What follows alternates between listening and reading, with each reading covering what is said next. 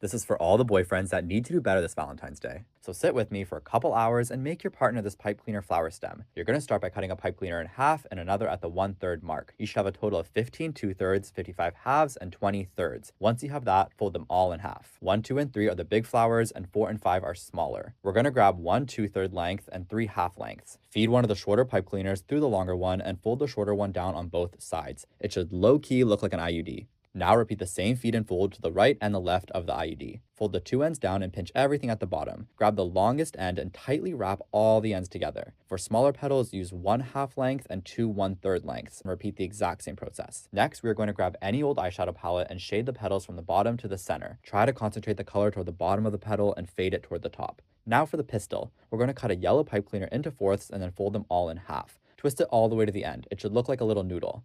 With a hot glue gun, we're going to attach the pistil to the bottom of a petal. With more glue, attach all the petals together.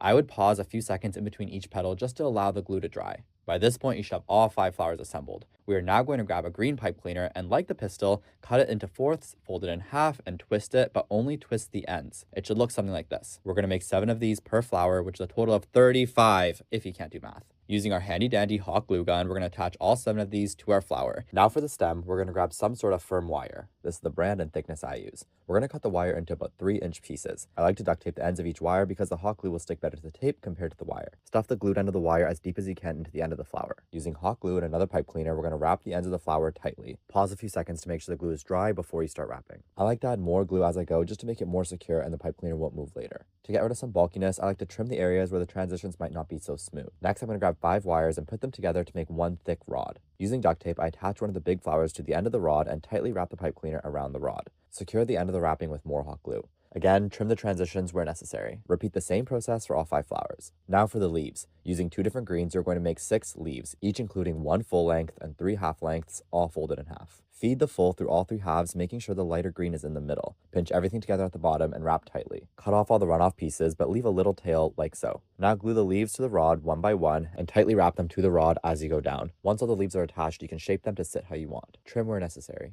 And there you have it, one of the most effortful and thoughtful gifts.